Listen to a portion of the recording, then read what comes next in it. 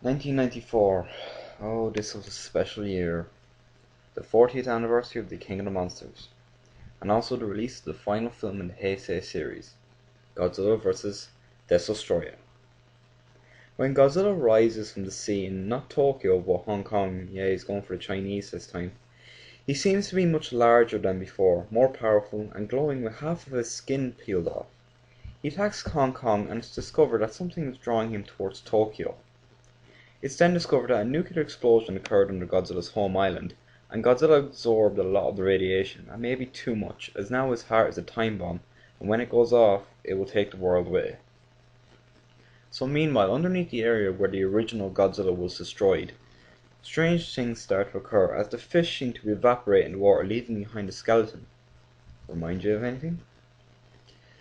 So it's then revealed that these occurrences are repeats of the effects of the Oxygen Destroyer, the device created by the late Dr. Zerozawa, which destroyed the original Godzilla. And it's discovered that in which the area that the destroyer was first used, it severely affected the soil underneath the water, and has created tiny little mutated creatures.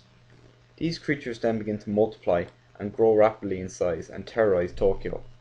Then, a fully grown Godzilla Jr. shows up and manages to defeat the creatures. Junior then meets with his father to celebrate, and then the fully formed Destroyer makes his grand appearance at the end of the film. Using his massive power, he instantly kills Godzilla Jr. by dropping him onto an airport terminal, and starts to slowly butcher Godzilla bit by bit, cutting him up, and it's really a disturbing fight. Then G-Force show up, and using their newly installed freeze cannons, actually manage to defeat the Destroyer.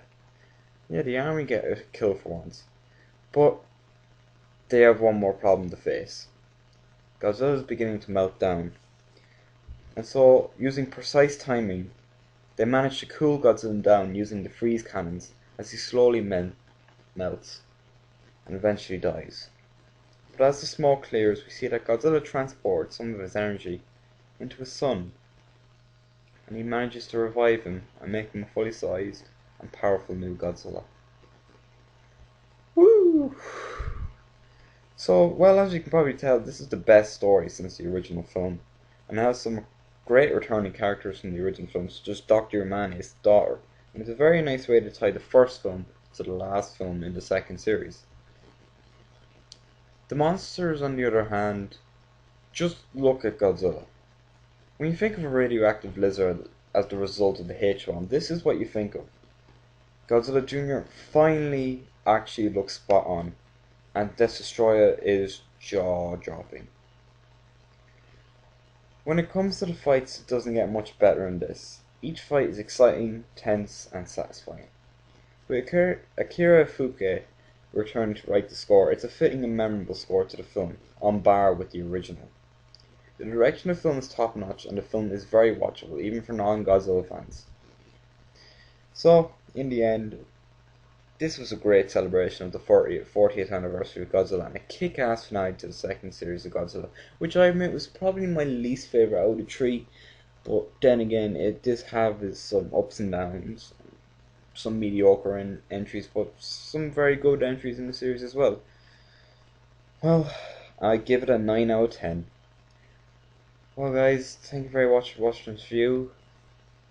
Join me tomorrow where we look at one more film before we move on to the next and last series of Godzilla. Thank you all very much again, and I hope you stay tuned for more. Bye.